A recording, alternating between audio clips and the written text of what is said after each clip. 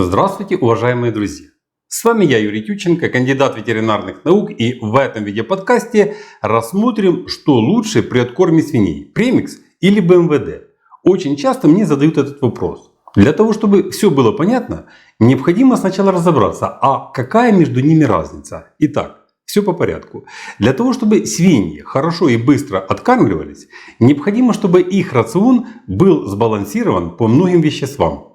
Это белок, клетчатка, витамины, микро- и макроэлементы. Если скармливать свиньям только натуральные корма, такие как пшеница, ячмень и прочие зерновые, то нельзя создать рацион, который бы соответствовал потребностям организма свиней. Да, выкормить свиней на таком рационе вы, конечно, сможете, но при этом у вас уйдет в никуда очень много ценного зернового корма, так как при недостаточном количестве каких-то компонентов в рационе, будь то белок или микро-макроэлементы, организм будет стараться извлечь все это из того, что есть в корме. Например, в корме будет много белка, но не будет хватать витаминов. В таком случае лишний белок будет просто не усваиваться организмом, но организм будет потреблять корм, чтобы наполнить себя необходимыми ему веществами, то есть витаминами. С одной стороны будет наблюдаться перерасход корма, который будет уходить в навоз, а с другой стороны, пока организм свиньи будет пытаться обеспечить себя необходимыми компонентами, то будет наблюдаться задержка роста животного, так как для роста необходимы те же витамины.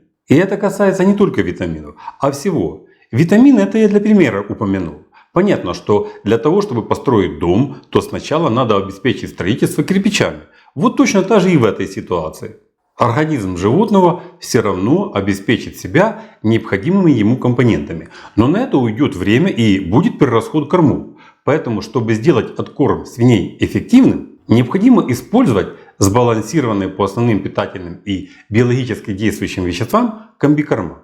Они обеспечивают повышение продуктивности свиней на 25-30% и более в сравнении со скармливанием несбалансированных зерновых смесей. Для балансирования кормов используют добавки, которые содержат в себе необходимые для откорма вещества, причем с учетом всех этапов роста свиней. Добавки можно разделить на две группы. Первая группа – это премиксы. Премиксы – это смесь витаминов, микро-, макроэлементов и биологически активных веществ. Их главной задачей является балансирование комбикормов и особенно кормов собственного производства. Премиксы повышают биологическую ценность кормов, повышают усвояемость компонентов корма в организме животных. Обогащение основного рациона для свиней премиксами снижает расход кормов на 30%. Премиксы обеспечивают организм свиней необходимыми веществами, которые не синтезируются в организме совсем. Или синтезируются, но в недостаточном количестве. Премиксы – это высококонцентрированные добавки. Чтобы приготовить полнорационный комбикорм для свиней, надо к зерновой группе, которая обычно есть в хозяйстве, добавить белковую группу компонентов. Обычно это всевозможные шроты и жмыхи, соевые, подсолнечниковые, а также рыбная или мясокостная мука. А потом добавить к этой смеси премикс и хорошо его перемешать. Премикс в рацион добавляется в небольших количествах. Если премикс 1%, то на одну часть премикса следует брать 99 частей кормовой основы. А если премикс 0,5%, то 199 частей соответственно. В каждом премиксе может содержаться огромное количество компонентов, до 40 и более. Многие из этих компонентов находятся в премиксе в очень маленьких количествах. Это буквально микрограммы. Теперь перейдем к БМВД. То есть биологически активным добавкам. По сути, БМВД это тот же премикс, но разбавленный белковой основой.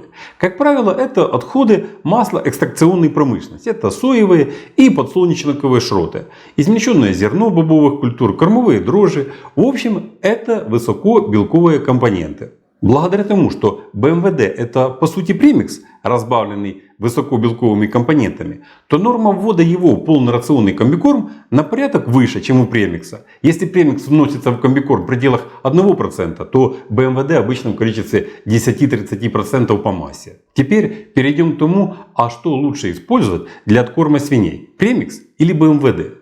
Если в вашем хозяйстве наряду с зерновыми кормами есть и белковая группа, те же шроты и жмыхи, то вы можете и сами приготовить полнорационный комбикорм. Берете рецептуру и готовите. Поэтому наличие всех компонентов – это есть первое условие. А второе условие – это то, что премикс вносится в рацион в небольших количествах. И поэтому для получения качественного полнорационного корма необходимо качественное смешивание. Не во всех хозяйствах Это возможно сделать, чтобы не получилось так, что в одном месте корма премикса много, а в другом его нет совсем. Плюс еще надо учитывать, что премиксы могут пылиться. А поэтому при приготовлении полноценного комбикорма при помощи премиксов надо добавлять вещества, которые бы этого не допускали. Иначе тоже не получите хорошего качества корма. То есть приготовление полнорационного корма при помощи премиксов – это как конструктор. И если у вас есть все комплектующие, есть условия и стоят руки к этому, то берите и делайте. Это непросто, но это не так уже и сложно. Приготовление корма при помощи БМВД проще простого. Взяли в соответствующей пропорции зерновую группу, пшеница или ячмень. Добавлять БМВД намного проще, чем премикс. Ведь БМВД добавляет от 10 до 30% по массе. Понятно, что и размешивать в этом случае легче. Поэтому если говорить, а что же выбрать для себя, так вот, однозначно сказать никак нельзя. Надо все просчитывать. Если у вас есть вся зерновая группа, есть возможность дешево купить все белковые компоненты и вы уверены, что сможете качественно провести смешивание ингредиентов, то можете делать комбикорм при помощи премиксов и самостоятельно у себя в хозяйстве. И в принципе вы получите более дешевый корм, чем на БМВД. Вы же ведь понимаете, что вся белковая группа компонентов, которая есть в БМВД, стоит деньги. А может у вас еще и под боком маслоэкстракционный завод есть. И вы сможете дешево купить соевые или подсолнечниковые шроты. Все может быть. При приготовлении комбикорма, что на основе БМВД, что на основе премикса, необходимо еще помнить и о качестве компонентов. Здесь принцип такого, что чем меньше вы контролируете этапов, тем больше рисков. Да.